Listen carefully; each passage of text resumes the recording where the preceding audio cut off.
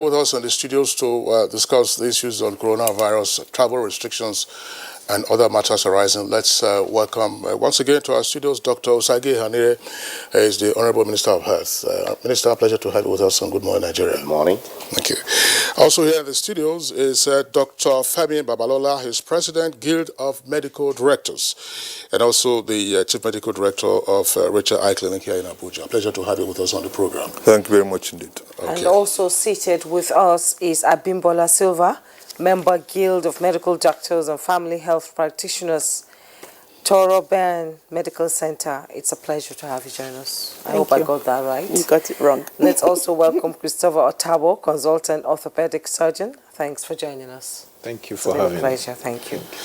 All right. Well, once again, pleasure to have you. Yesterday we discussed coronavirus. Today we're back on coronavirus. It's the hottest topic around the world. After our program yesterday, the Honorable Minister, we got to learn of 5 new cases, bringing the total so far to 8. What is the latest as at this morning? That's one. And secondly, from the headlines we are seeing in the papers, there's a lot to do now with regard to contact tracing. What is the feedback you're getting from the field?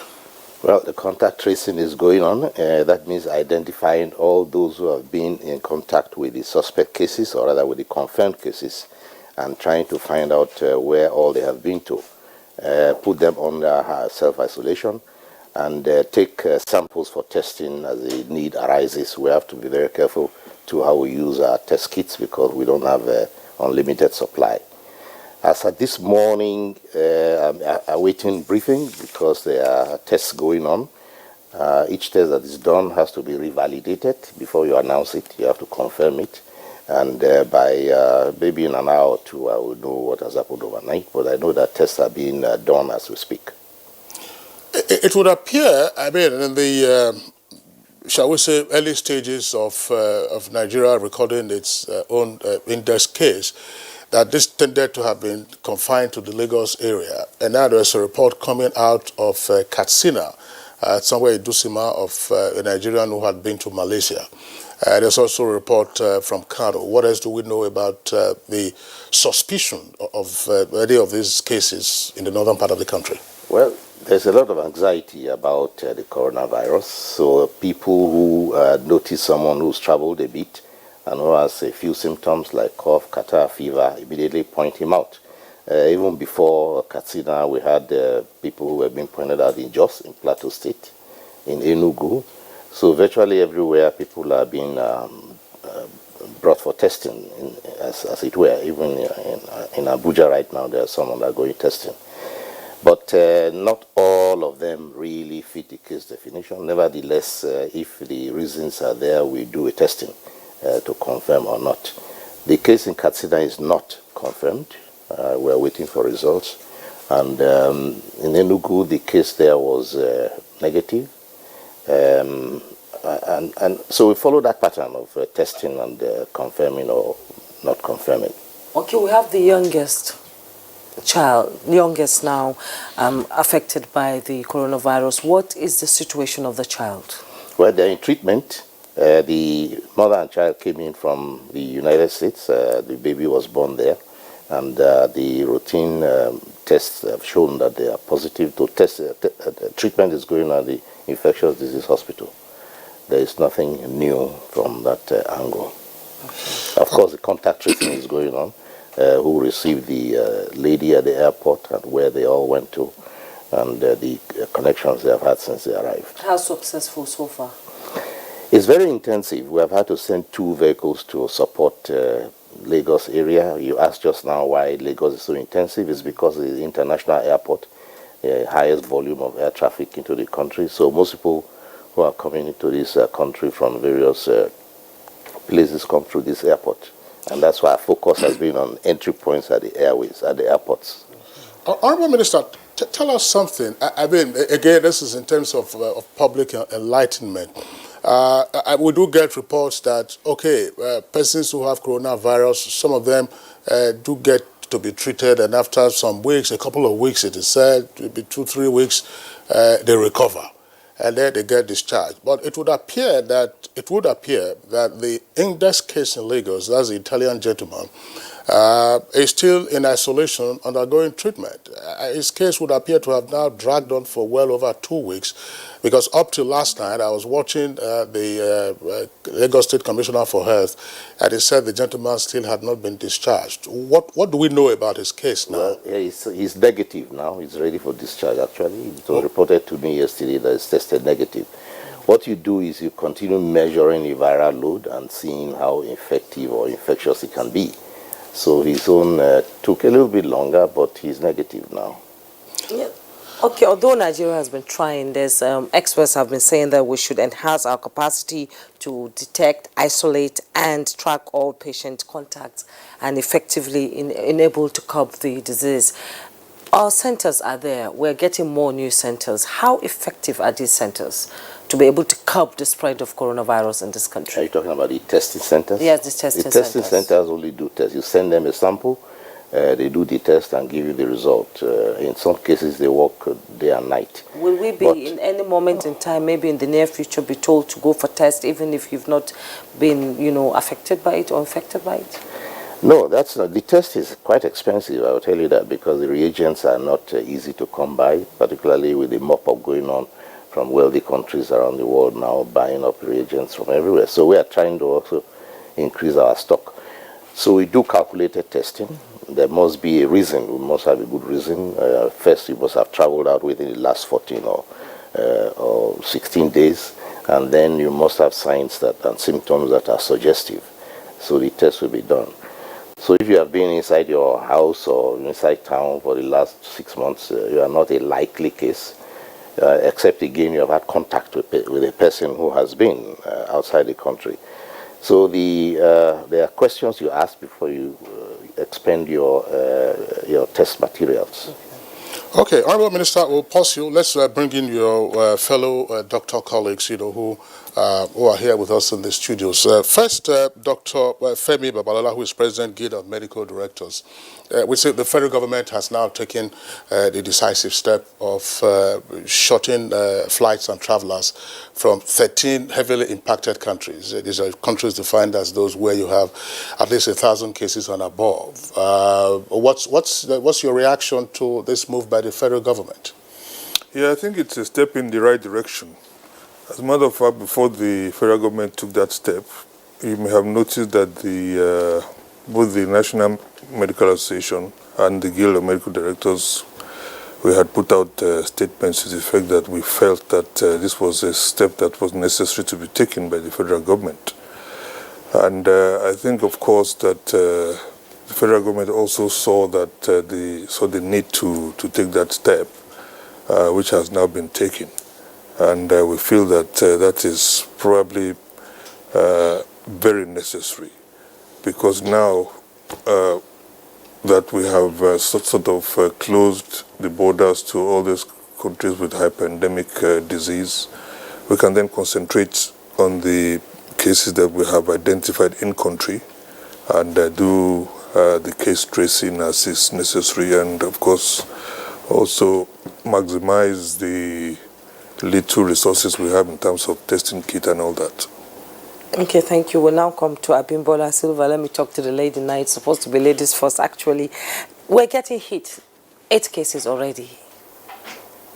Are we managing the situation the way we should in this country? Thank you very much for the question. I personally, well, this is my personal view. I personally think we can do more. Because even from studying from other countries where the way this disease multiplies, the way the cases increase, it's almost as if over 48 hours, over 24 hours, some numbers double or in tenfold increase. So I wonder if we're actually picking all the cases, especially since we don't have, unlimited supply of testing kits like the Honorable Minister has told us. I still think it's very possible to miss a few, especially since we know that some people actually, even from the NCDC documentation, they said that a contact is someone who has been exposed to a confirmed case, and even if the person, and even within 24 hours of the, even when the person was asymptomatic. So we're saying that we would only test if the person has symptoms, yet we know that it's possible that the person may not have symptoms and still have the virus. And I know it's because of resources. We don't have enough of the testing kits. So I think on one side of it, it may be good for us to try and see how we can mop up a bit more, open the net just a bit wider. For example, I have reason to believe, I know that some of the people that were in the same flight as the third case, they're being monitored. They're doing a great job of contact tracing. It's awesome the way they find everyone. Wherever you're hiding, they will find you, It's awesome what they're doing. I just personally think that maybe the net of testing should be expanded just a bit more, especially to anyone that, you just have this suspicion. Yes, there's standard protocol based on public health advice and, the rules you have to obey. But I just think that because of the fact that some people may actually be positive while being asymptomatic, I think we may need to maybe modify some of these reasons or criteria for testing to just a bit a wider net to be able to catch a bit more. This is what I personally think. All right, thank you. Dr. Christopher Otaba, from a public health perspective, what's your reading of Nigeria's response to the pandemic? Thank you very much for having me. I'll give kudos to the Federal Ministry of Health and the NCDC for a good job so far. But I think that the stage we're in now will cause every healthcare giver, anyone who have studied the trajectory over the world, to be worried. Yes, because if you look at the US scenario, from 3 cases within 4 weeks to 5 weeks, it escalated to 8,700 cases this morning, and with over 100 deaths. And I think that we are getting to the tilting point where there may be a lot of cases that have been missed, and it might soon snowball into something. And that means that the fight will have to be taken from the NCDC to the hospitals. But my worry is, how prepared are we as a country? Nigeria is a low-income country, and even without the pandemic, our healthcare system is not as strong. What about we will now have inflow of patients? Because the cases can come in exponential numbers. We don't seem to be ready on the hospital side. The statistics from the US I followed, they said they have 64,000 ICU beds with about 55,000 ventilators, functional. Across Nigeria, that would serve 300 million people. Across Nigeria, I don't think we can boast of 500 functional ventilators, and maybe not up to 1,000 ICU beds. Where does that leave us as a country? Also, in terms of prevention, I don't see much traction in that direction. What would have given me some comfort would be to hear that, okay, the federal government have made arrangements to supply like 5 million, 10 million masks and N95 masks and hand sanitizers, and even personal protective equipment for the hospitals, because the patients will come to the hospitals. And when they come, are we ready? I don't think so. So even the isolation centers, the treatment centers, the information coming from those areas don't seem to appear to me like we are ready. So the NCDC is doing its job, the Federal Ministry of Health is doing its job, but should the battle shift from the level of prevention to where you now have community transmission? I think that we're going to have a big challenge in our hands in that direction. Dr. Babalola. Yes, I think I agree with Dr. Otabo to a large extent. You will recall that during the Ebola crisis, the index case went to a private hospital. And the likelihood that cases will come to private hospitals is very high. As a matter of fact, this is one thing that really worries us, the Guild of Medical Directors. And to be honest, we're not ready. Because on our part, we have tried to link up with the NCDC, and we had some training sessions done with them about a week or two ago, both in Lagos and in Abuja here. The training was useful, but at the end of the training, we were not kitted out properly, to handle these cases. I think the hope was probably that the same thing that happened in the Ebola situation, whereby we had only 1 or 2 index cases, and that was the end of the matter, will be the same thing here. But obviously, we see now that we're getting more cases in Nigeria, and like Dr. Bimbo said, the likelihood that we have missed out some cases are also there, because the testing regime, the testing protocol we have in the country now is that you must be symptomatic and you must have a history of contact with people who came from abroad, or you came from abroad yourself, before the kit is used on you. Whereas it is possible for you to be asymptomatic and have the problem. So the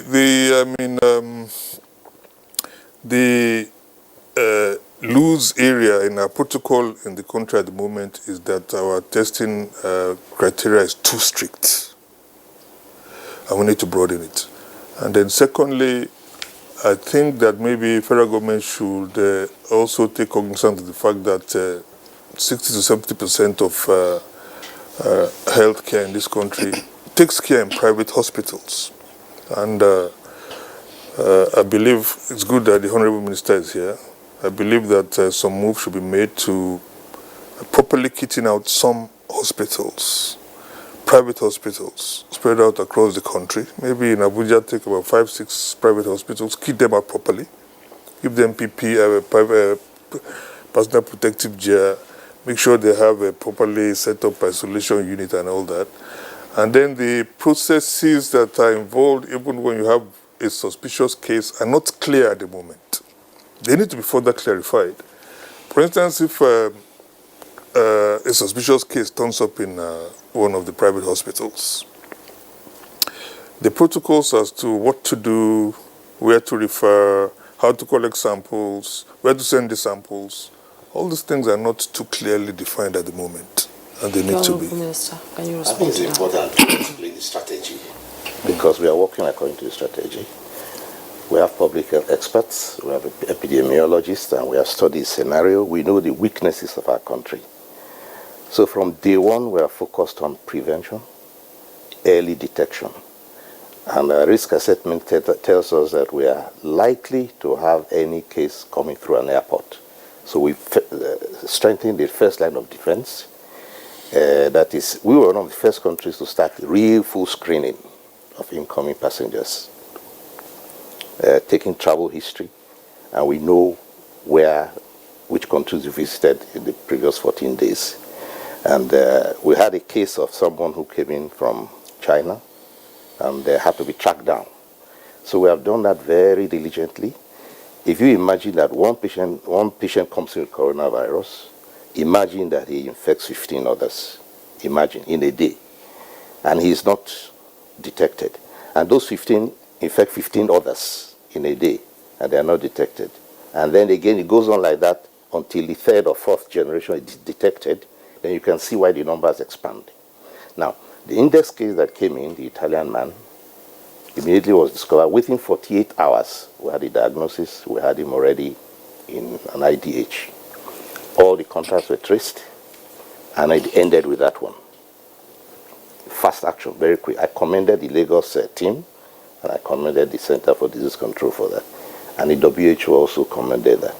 So all the cases we have now are new ones. They are all new imports. They are not originating from the first one.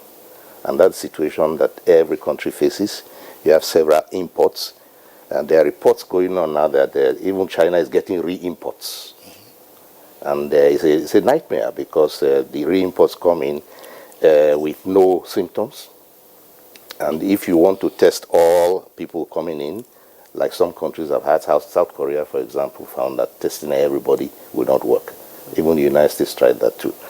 So every country is trying to find out what works for it, what works best for you, and what you can also afford. You must also remember that a lot of this equipment we have to procure. We do not manufacture. The United States manufactures nearly everything, and they can ask for the industry to step up quickly.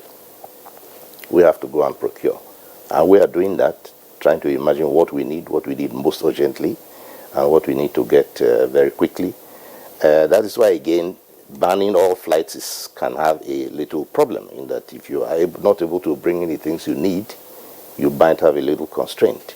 So we look at various scenarios which make us take the decisions that we take in the best interest of what situation we find ourselves. Abimbola Silva said we might miss some cases. Every country can miss cases, and there is no country that is prepared the way people imagine, because it's a new disease, it's a new virus, and the behavior is not yet very well known. Scientists are working on it, and every country will miss cases, but you try to reduce the number of cases you might miss. There are also studies that show that up to 80% of infected cases may have little or no symptoms at all, absolutely zero. So that's why the disease is so dangerous. It's spreading very rapidly. But we always believe that we must compensate for our weaknesses while we are strengthening our health system. And every country which has suffered so far is because their health system was overwhelmed, whether it's Italy or Spain or whatever, they're overwhelmed, and China. So we are trying to strengthen our health systems, but at the same time work on prevention. Well, Honorable Minister, Dr. Otabo and Dr. Babalola raised some very pertinent, issues.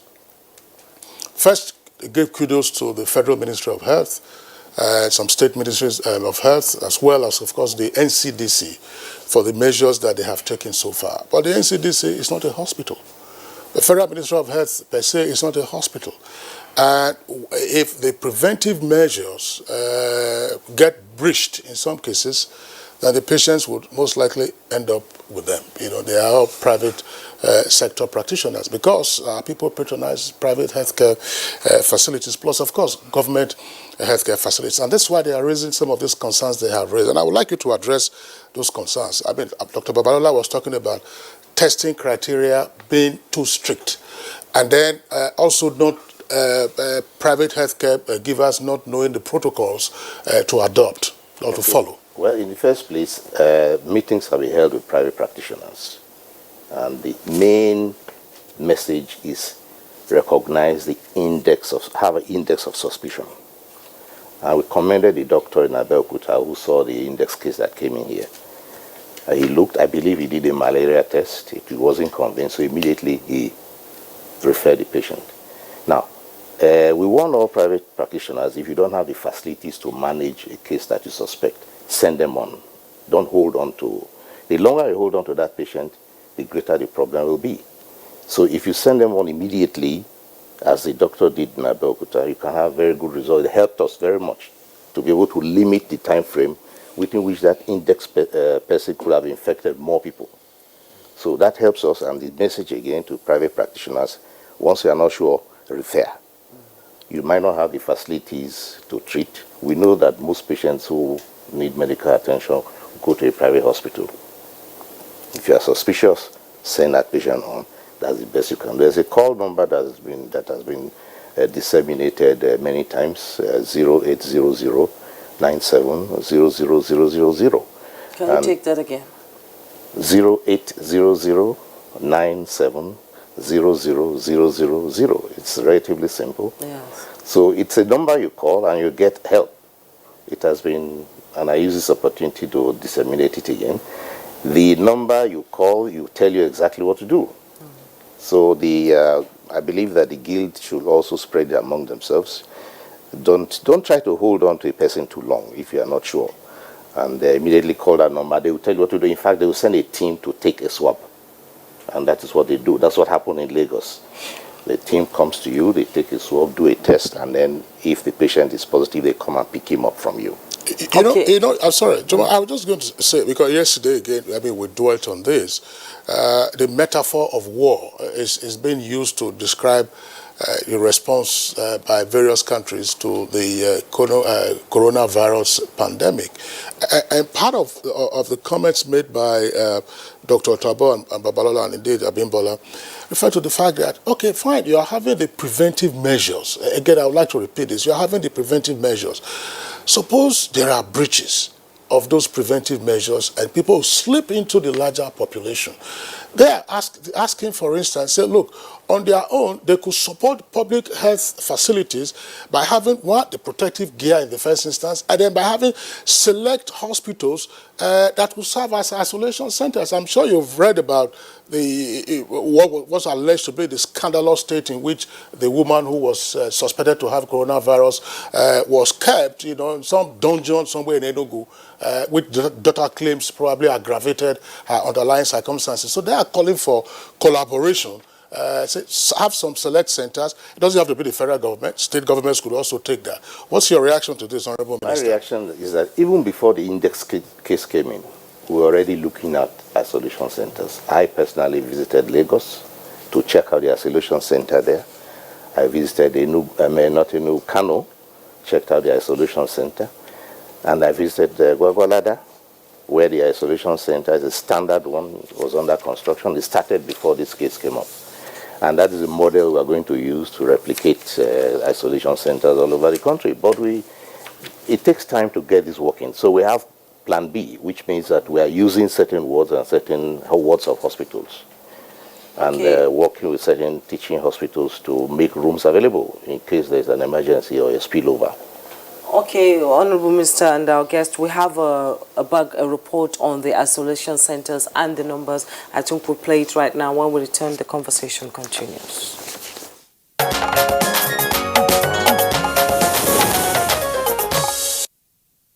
This is the Esut Colliery Hospital, said to be the isolation center in Enugu, where patients with suspected cases of coronavirus and other infectious diseases had to be isolated and quarantined.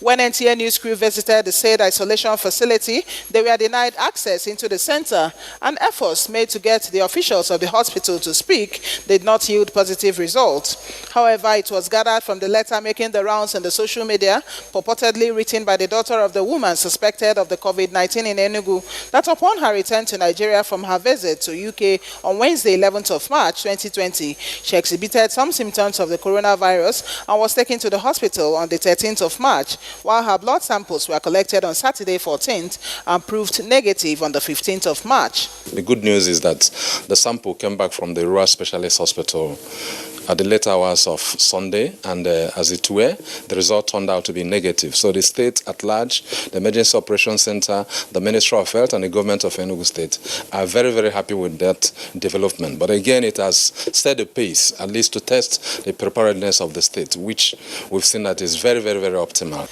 Even though the blood sample tested negative to COVID-19, the woman was said to have died, having been isolated in a dilapidated environment that seems to have been left uninhabitable over a long period of time.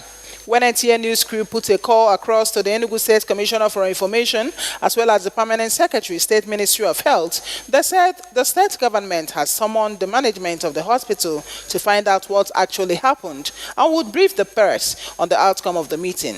Also in the letter, the daughter of the said woman is asking why the Enugu State government had to wait until the news of the suspected case of the woman with COVID-19 before responding by releasing 20 million naira for the management of the state isolation center. The new strand of coronavirus was detected back in December 2019, and the state government had before now assured residents of Enugu that it has an isolation center that is optimally ready to deal with any case of coronavirus and other emergencies. They've activated their own, emergency operations center. The state government encouraged the residents to ensure the highest level of personal hygiene, especially the hand and respiratory hygiene. In Enugu, Chinenwoye, NTA News.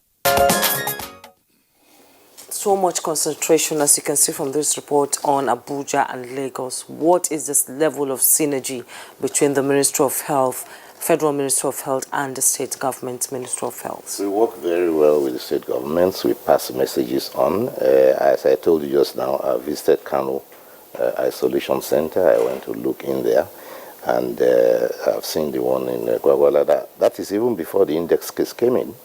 And Lagos, I inspected all these places. In fact, Lagos is also building a brand new isolation center. But the point with isolation centers is that we are beginning to change the tactic. You don't build an isolation center far away somewhere. In those days when you had smallpox and all these kinds of diseases which you had to keep people away, you had them somewhere where they fall into disuse, because it's not every day you have these kinds of epidemics.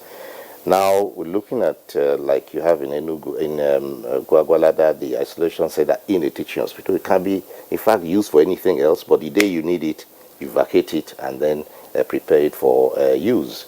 And it's ready and in good shape at any time. So in many states, there are places where they have isolation centers. In fact, there are active isolation centers, as I speak to you, for TB and various other. But you can't put all infected cases together. In Iroa, they have one of the very best isolation centers for Lassa. But if you have an all-purpose isolation center, which I think every state should have, and make it ready, they should be inside the facility that is able to provide the services that you need, where it can be properly maintained and kept ready at any time. So it is true that some, like in Enugu, may at a point have fallen into disuse. I haven't been there. But trying to activate it is probably a challenge. And I believe that most countries fall into this same kind of problem. All right, Dr. Abimbola Silva, let's have your take on this. I mean, what information are you getting from your colleagues elsewhere in the country in terms of level of preparedness and what concerns they have or what is being done right? Thank you very much for that question. When the NCDC came to give a training to the Guild of Medical Directors in Abuja and in Lagos, we were instructed that our main duty is to try and screen, isolate, and then notify. Now, once we notify and the criteria is checked and they agree to come, and they think the patient should be tested, NCDC will come to your center and collect the sample of the patient and then wait for 48 hours at least to get the results out. Now, if you think about the logistics of all of this, you should be able to safely screen, you should be able to isolate wherever the patient has come to you, and then wait, keeping the patient still with you while we are waiting for the results to come out. What I'm getting, and just like my Prof and Dr. Taba have said, even the hospitals are not prepared to be able to, keep the patient while we are waiting for results, because that's what NCDC asked us to do: screen, isolate, and notify, and then wait for the results to come out. So you wait 48 hours. The patient is with you in that time, and then when the confirmation is, if the confirmation is there, then NCDC will come and pick the patient from you. But in 48 hours, you have to be able to still contain the patient within your premises somehow. We have been told now that we should refer. Nobody really knows how to treat coronavirus now. Since there's no treatment, it's mainly supportive care. So if are we just like Professor said, are we to screen, isolate, and refer immediately, or in those 48 hours, something still has to happen to ensure that patient doesn't infect anybody else? Staff in the hospital, other patients coming for treatment who don't have coronavirus, at that period. So this is why we're saying that if everybody knows that there's a safe isolation place, for example, now I think Gwagwalada is what we know of the isolation center. I know some of my colleagues are sending patients to Gwagwalada. Imagine sending a patient has come to you, you suspect this is the problem, and you refer them to Gwagwalada. Some of these patients make a stopover at home and plan to go to Gwagwalada the next day or the day after, and along the line may still infect some people. If all of this is if, I'm just painting. Yeah, scenario sketching. Scenarios, So if before they eventually get to Gogalada by themselves. They may delay and go to Gogalada in 3 or 4, 5 days or 6 days, and then they would have done a bit of spreading before they eventually get there. So I'm just wondering, just like Prof has, such, and like you have also said, if there was an isolation place, and just like the Honorable Minister also said, isolation place that we all know about within the city, that you can immediately say, okay, let's isolate you there while we are waiting for results to come out, especially because you're a suspect. I think that may help us more. Dr. Otaba, what does this do to practice? Thank you so much. Coronavirus is an emerging thing, and things change rapidly under this pandemic. And we have to keep pace and, in fact, be ahead of the virus for us to save as many lives as possible. We must anticipate the problems and plan to solve them before they come. For instance, the US president approved the release of 2 hospital ships to treat normal patients because the system is overwhelmed such that the normal hospitals are being taken over by coronavirus patients. It might get to that situation very soon, maybe in a couple of weeks, God forbid, but we should also think about it. That by the time you are having 2,000 patients coronavirus all over the place, I mean, the normal hospital setting will be overwhelmed. What is the plan in this circumstance? It's good to prevent, and we are doing everything to prevent, thanks to the federal government for banning the flights and all that. But something tells me that the preventive measures have been breached, and the problem is with us right now. What do? Every one of us here, we are consultants and specialists in our own right. We are also involved in private practice. We are not convinced that we are ready. I think that the federal government should engage stakeholders beyond just, talking about what NCDC is doing and trying to prevent. Call the people who would be seeing the patients face to face and ask, what is your capacity? What do you need? What do you anticipate will be the problem? So we come together and discuss, and then we paint case scenarios. That's what we should be doing. But just to think of prevention, we have passed that level. That's the truth. Because cases are coming. And by the time you have 2 people infecting themselves within the community, then you know that the time is up. They said the best time to have planted the tree was 20 years ago. But the next best time is now. Who are the stakeholders you have in mind? Now, the private hospitals, the government hospitals, the laboratory centers, all those who are involved in caring for patients. For instance, how many intensivists do we have? Because when it happens, you have people quickly coming down with respiratory distress, and they need to be supported, to go over that phase before they recover. So how many people can we put on ventilator at this time, T? Let's say in Abuja of about 5 million people. I'm not sure that we can have more than 100 people on ventilators in this Abuja at any given time. But there could be a situation where you will have like 700 to 1,000 people requiring ventilator care. So what that means is that all those people will just be condemned to die. Well, I'm just wondering. I mean, this is we're sketching a scenario of crisis. We aren't there yet, but as you said, it's useful to plan, ahead just in case the dam breaks. What's your take on this? The Honourable Minister has already responded to some of the issues that you raised. What further concerns do you have which you would like addressed? Well, basically, I've always called for better collaboration between, the private sector and the ministries of health, both at the federal level and at the state level. And I've always said that the Minister of Health is a minister not just for the federal tertiary hospitals, but for all private hospitals in the country. If you look at the scenario in the UK, for instance, private hospitals or private surgeries, as they call it in the UK, are closely integrated with the overall healthcare, practice in the country, so that by definition, your first line of call as a patient living anywhere in the country is your GP next door, and not the teaching hospital or the tertiary hospital.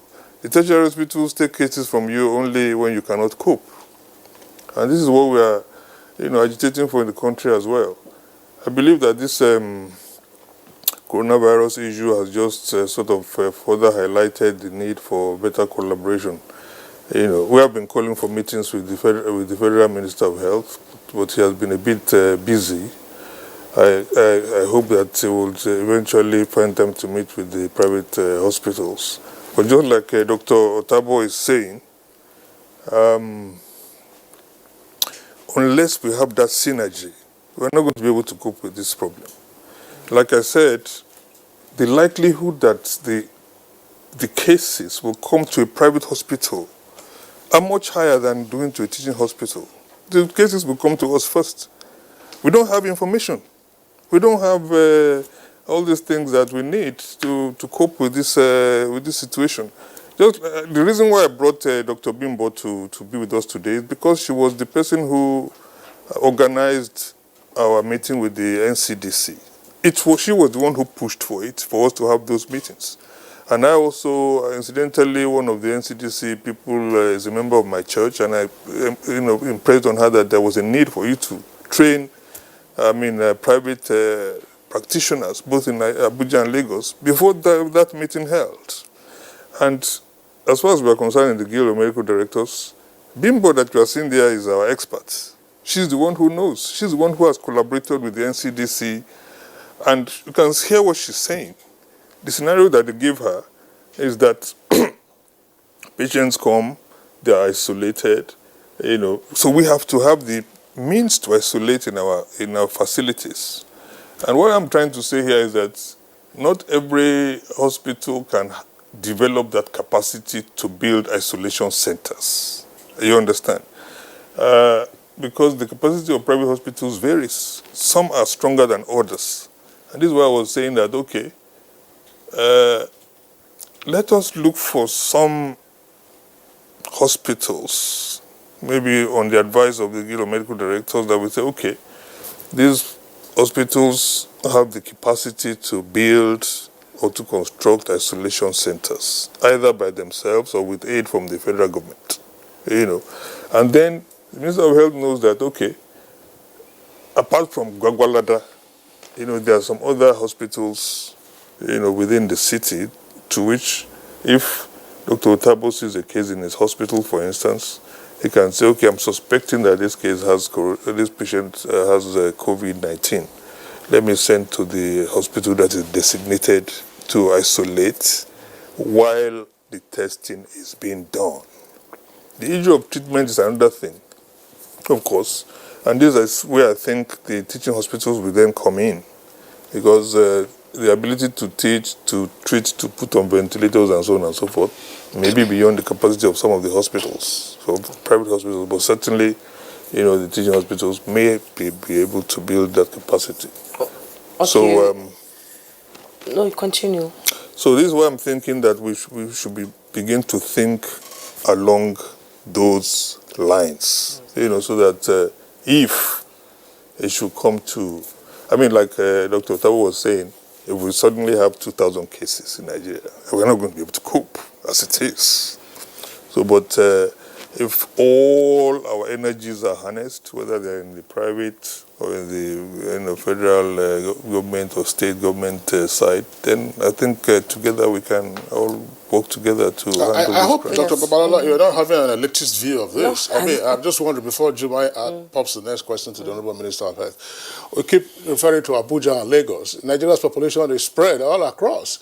So that it doesn't become a case like some of the cancer treatment facilities that they say only when you come to the national hospital that you can have cancer treatment. When that machine breaks down, even that is not enough. It's not enough. So let it not make it like it's only Abuja and Lagos. You have people elsewhere, so that those who are watching us from Sokoto, Kano, Meduguri, Jos, Pangshin, and other locations, Mina is close by. We'll have a sense that they are also being discussed. Yes, absolutely. You see, because to be honest, the spread of private facilities is the widest in the country. You understand? There's hardly any town you go to, or any village, or any city, moderate size, big size, that you do not have private, hospitals there.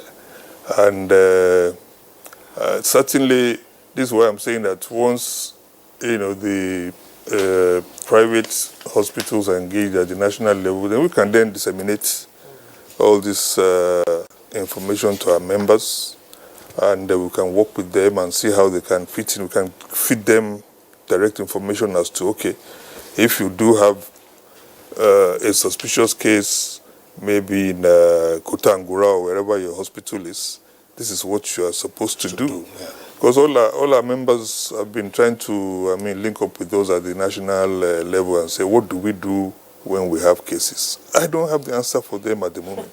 Okay, Honorable Minister, there's so much talk about equipment, isolation center, but the big question is the managers of this disease. Are we manpower equipped to handle it? Well, we can't answer that question without going back to what the private practitioners have said, in that quite apart from facilities and space, you need expertise. If you do not have the trained nurses, the trained doctors, no private practitioner should be thinking of managing a case like that. So the best thing you can do is consult. If you have the index of suspicion, refer. It has been said so many times. And as the saying goes, if you didn't hear the news, then there was no news.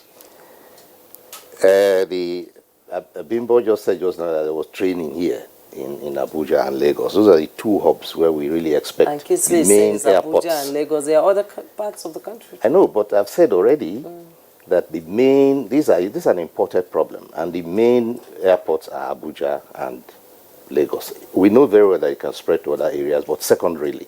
So the primary problems and most of the traveling population will be in these two places. And events have proved us to be correct. Most of the testing is in these places. But what we expect of the private practice group is that once you have an index of suspicion, don't hold on, send to the one you know. There's a number, it's been disseminated every time.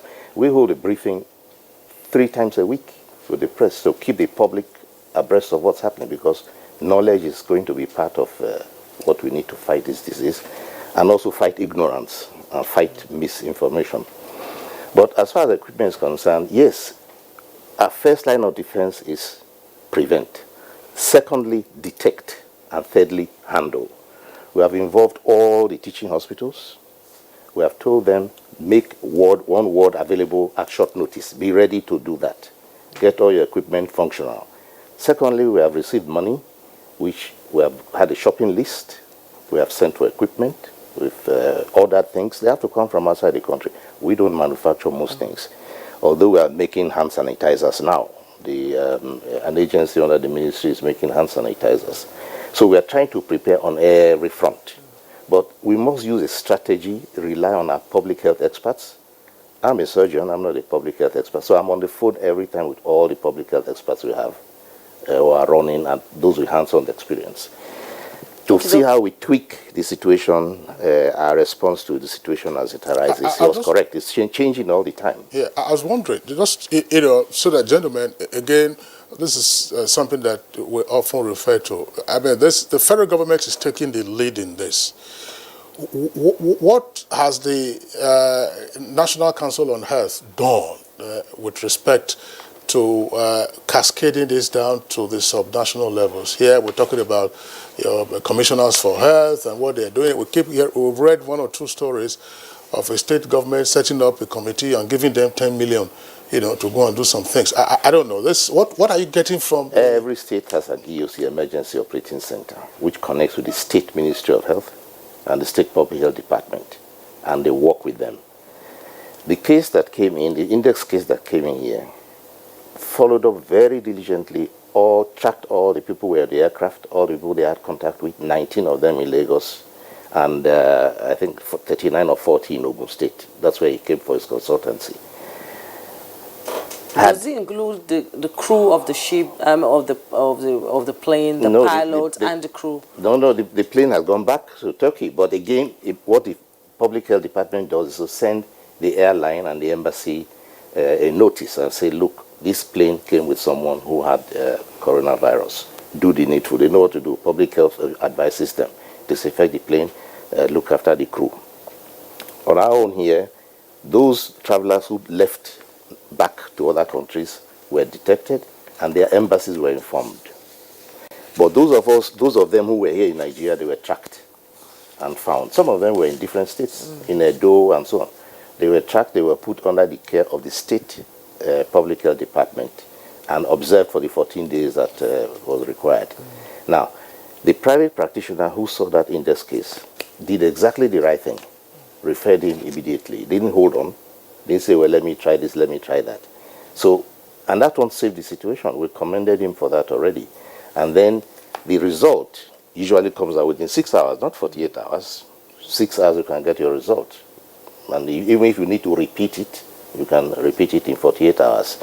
But you get your result very rapidly. What we do in between is a matter of design. We're trying to design what we do, how we respond. We know that the first port of call will probably be a private hospital. And our advice is try to call the number. If you suspect, call the number. It has been done. Many people are doing that. Just last night, I got a text from Gwagwalada that they had 4 patients being tested. You know, they are referred from private hospitals. Private Okay, Honorable hospitals. Minister, we have You some know, number you of know, tweets, it's an issue that will keep coming back to. The central bank has already announced a grant or a loan, I'm not sure how it is categorized, of 100 billion naira. It's a 100 billion naira intervention for this. How would you like to see that money spent? Whose question? Yeah. Yes. Okay, in terms of healthcare, Yes. yeah, there are so many fronts.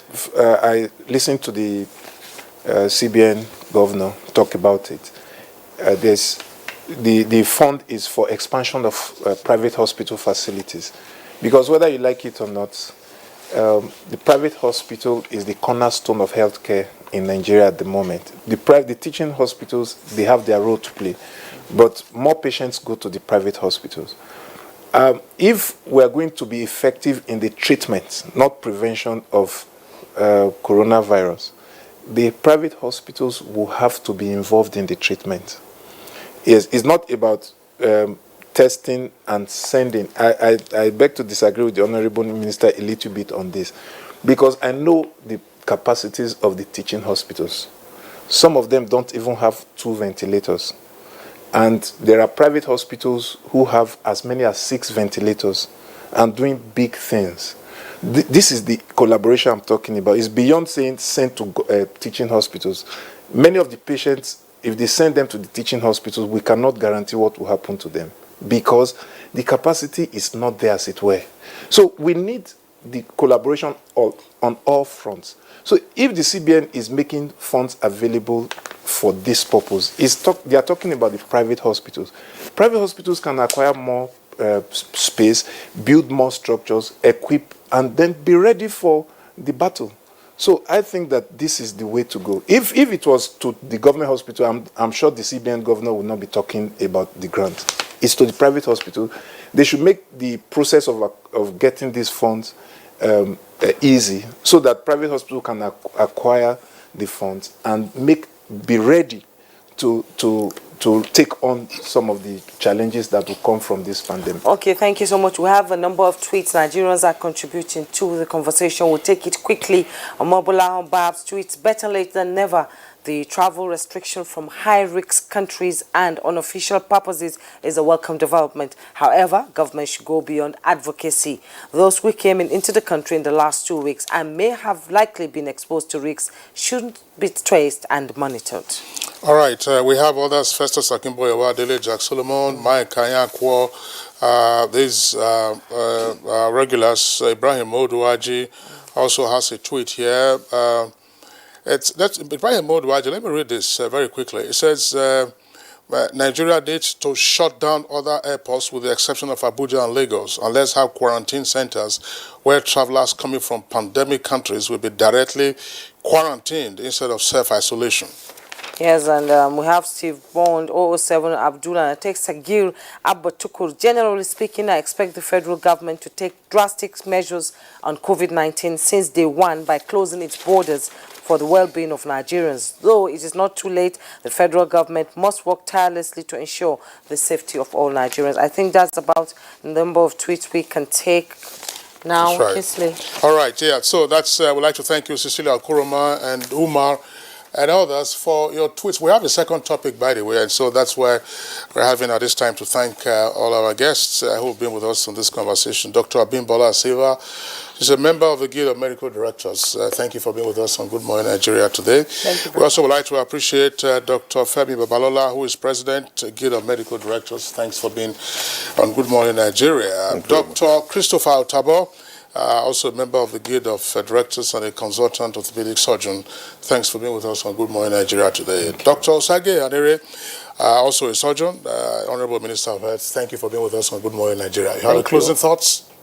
Well, closing thoughts again are the same thing I said before. All right. Managing a case like that, you see, we don't even manage them at the teaching hospital. We manage them in an infectious disease hospital where there's a protocol set in Lagos. They don't go to Luth or anywhere else. And I would not advise any private practitioner who doesn't have the full, even if you have the space, you don't have the complement of staff to try that. You run the risk of infecting other patients and infecting staff if you do not have the full complement and protocol. All right, Minister, thank you for being with us. It's Good Morning Nigeria, still reaching you live on the network service of the Nigerian Television Authority. We'll take a short break now. When we return, we'll be discussing the slash in the pump price of petrol, now 125 naira, down from 145.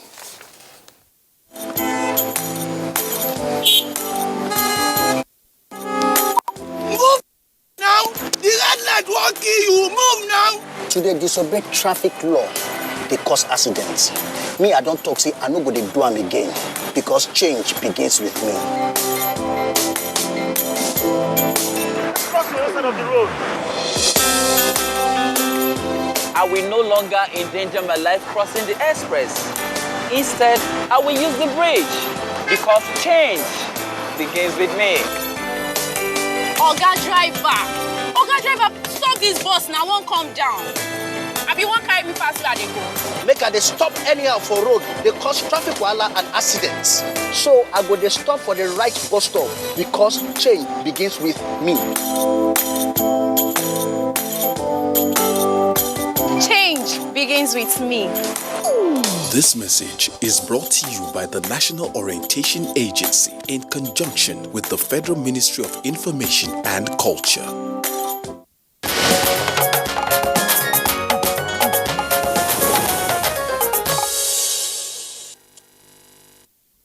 You are watching NTA, Nigerian Television Authority.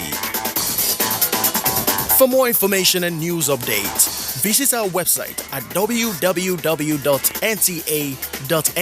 or you can follow us on Twitter at NTA News Now, or you can like us on Facebook at NTA Network News. Stay connected on our YouTube channel at www.youtube.com/NTA News Online. Watch our live stream at www.nta.ng/live.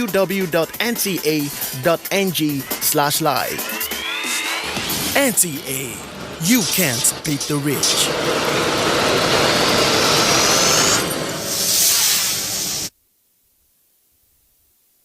All right, you're welcome back, and Good Morning Nigeria. We indicated earlier that sequel to the global fall in oil price due to coronavirus and, of course, the spat between Saudi Arabia and Russia, President Muhammadu Buhari has approved the immediate reduction in the pump price of petrol from 145 naira per litre to 125 naira per litre. Of course, this information came yesterday at the end of the Federal Executive Council meeting. Here with us in the studios to discuss this issue and matters arising therefrom, let's welcome our regular guest, Niyi Akinsiju. Niyi Akinsiju, of course, an investment and financial analyst. Niyi, delighted to have you. Always. Thank you so much.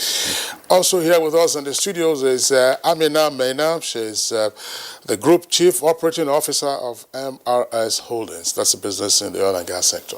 Amina, pleasure to have you with us on the program. Thank you very much. Thank you. All right. Yes, just yesterday, Nigerians woke up to the, presidential order that, the PMS money to be paid when you buy petroleum has been reduced by the federal government. How are you going to comply with that? Well, I mean, first of all, it's a welcome development because I think that with international prices crashing, it was inevitable that the petroleum price would also crash.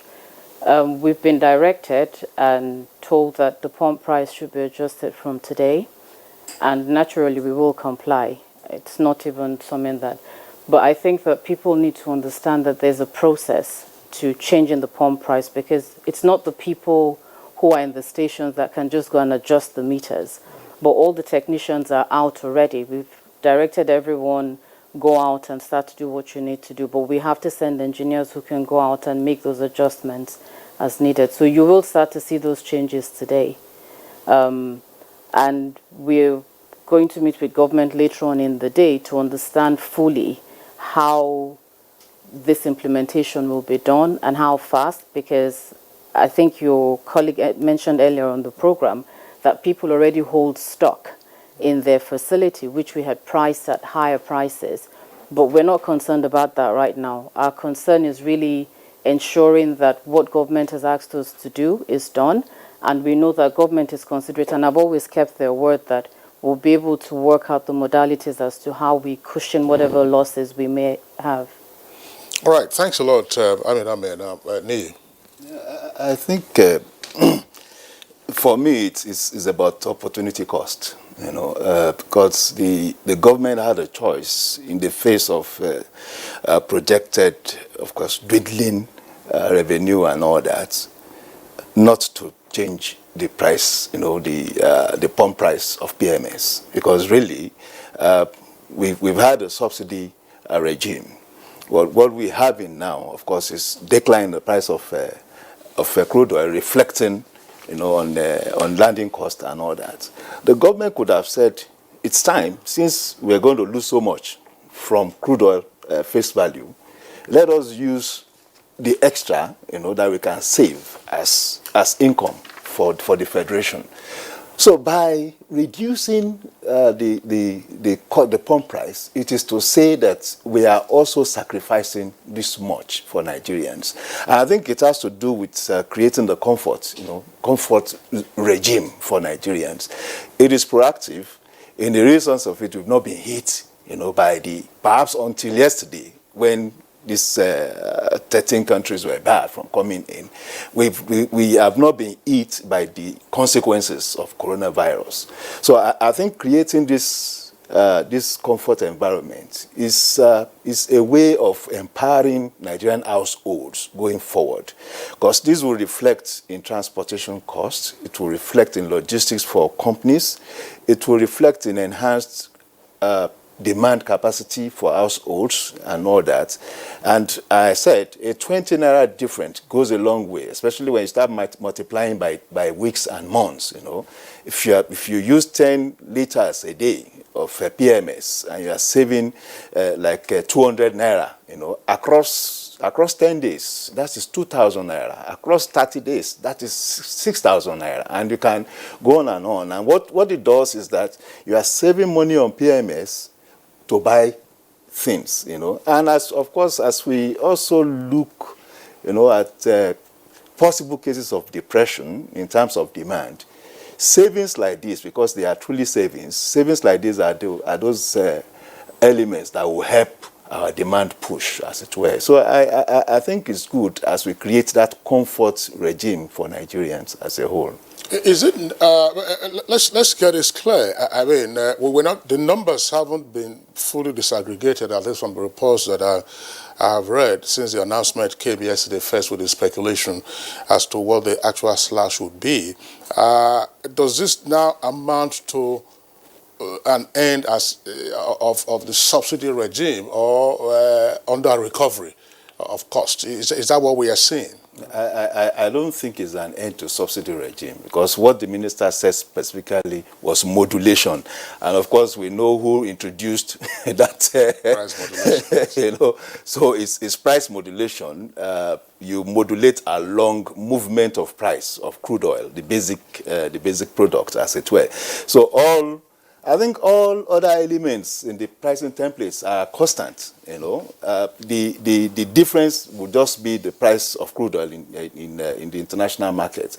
So I don't think it's about removal of subsidy, because if you also extend it by what the government is also doing in reviewing the budget 2020, the money set aside in the budget for recovery, for under recovery, is also slashed, it's also reduced, in that review. So I think basically it's also target, that under recovery, and also use it again as a floor, for the review, as it were.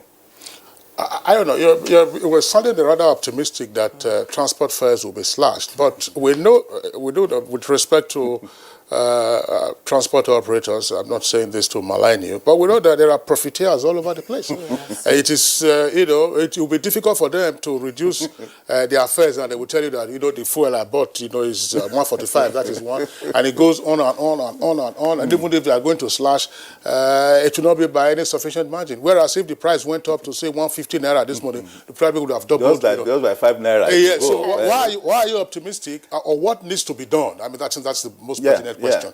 What needs to be done to engage, transport owners and transport operators to take a cue from this, and then have a knock-on effect in terms of the fares that they charge? Just as Chief had said, there's going to be further consultation with petroleum products marketers, as it were. And I think at the level of transporters, you have two major union or association of transporters, the NOTW, National Union of Road Transport Workers, and the Road Transporters Employers Association or something, NATO. So you expect that there will be a form of consultation at different levels, from the federal government to the state government and all that. And I have also been observing a kind of collaboration, really, a kind of engagement between these associations and, this union, and of course the government at different levels. So the important thing is for government to be committed for a reflection, of this policy on the Nigerian people. And in doing that, you need to actually consult these unions, as it were. The economy has been hit hard already, and it's good news for Nigerians that the fuel price has been reduced. But how will it impact the economy now? Well, to start with, like he mentioned, the issue of under-recovery. As you know, there's been an amount in the budget for this year for the under-recovery. That amount will no longer be budgeted for, because the prices have come down to a point where you don't really need the under-recovery. So that translates automatically to a saving. If I remember correctly, I think it's 1 trillion naira or something like that in the budget. So that means that we do have 1 trillion naira available now for other critical areas that government needs to look into. Additionally, it may take a while, but like he's pointed out, road transportation, which drives the prices of everything. If you go to the market woman will tell you, the cost of transport is high, so that's why my goods are expensive. But you're going to see all of that reduce. You're going to see a situation where, with the crude prices today, and hopefully it remains this way for some time, the entire industry, the oil industry in itself, will come back on stream. You're not going to have NNPC as the sole importers anymore. You will now have private sector participation, which then translates into job creations for other people. People will be able to start to work again. And by doing that, at least we're adding to the economy, because you have people who are being employed. Whatever they earn at the end of the day would go back into the economy, and we'll hopefully start to see things turn around again. I'll come back to, getting more importers into the mix. But one very urgent question to ask is, okay, this is the decision that the government has taken with regard to PMS, which stands for Premium Motor Spirit, also known as petrol. What is the effect of the crash in crude oil prices on the price of diesel, AGO, automotive gas oil?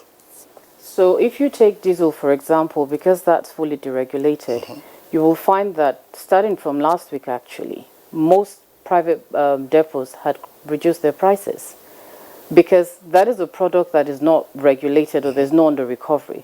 So you see that sort of automatic reduction because the product is priced in line with the market.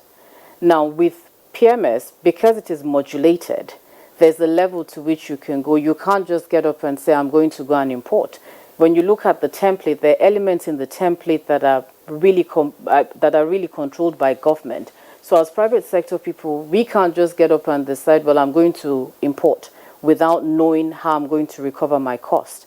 Whereas with diesel, you don't have that. So you would see from the market that from last week, diesel prices had crashed already. What numbers are we looking at? For diesel? Yeah, for diesel per liter.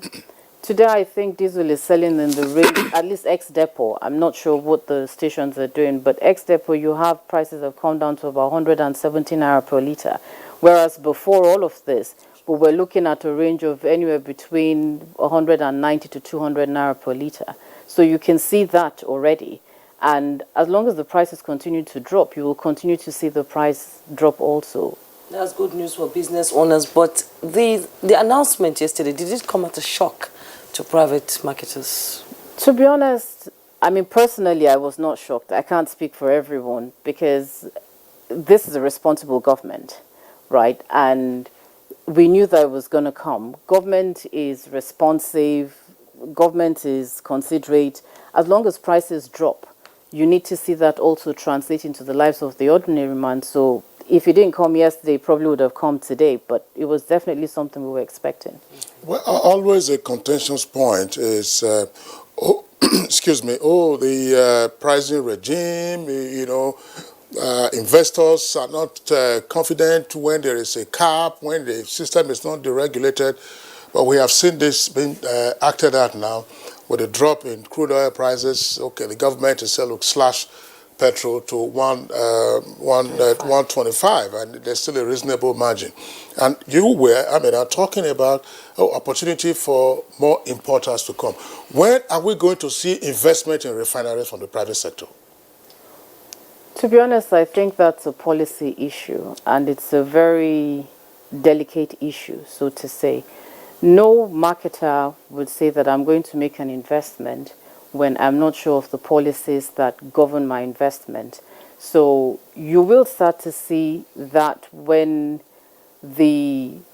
basically the forces of demand and supply determine prices. Petrol is something that is very sensitive to nearly every Nigerian. If government woke up today and said, well, we're going to stop the price modulation and just allow everybody to import like they do with diesel, Nigerians will kick back and say, oh, but we're a country that produces oil, why are we not refining? But then the flip side of it is that no investor wants to go, you're going to take a loan from a bank. You need to know how you're going to recover that money, because when the time comes, the bank is not going to say, oh, well, there was a regulation by government which stopped you from selling to recover your cost. So until we get to that point where Nigerians actually believe that government is doing everything possible for us as a nation and allow government to focus on things like regulation, maybe with the passing of the PIB, we would see, more enabling environment. In other words, food deregulation. That's the bottom line of what you are saying. Nii, very quickly. I think the Dangote refinery had given us a new prism, to look at this issue. We are going to have the biggest refinery, in Africa. And perhaps more than that, my argument against this logic is that PMS is not the only product of crude. You have so many byproducts. I think these byproducts are also as profitable as PMS, and there should be enough motivation actually to have private investors, investing in refineries in the country. Okay, thank you, Nii Akisiju, investment and financial expert. Thank you as usual for your input. And Amina Maina from the Oil and Gas Sector Group Chief Operating Officer, MRS Holdings. Thank you so much. Thanks very much for coming on Good Morning Nigeria. Well, Kinsley. All right, so that does it for us today on Good Morning Nigeria. We thank you for being And to us, tomorrow we return same time, 7 o'clock in the morning. Until then, do enjoy the rest of your day. I'm Kingsley Osadolo. And I'm Juma Yusuf. Have a great day.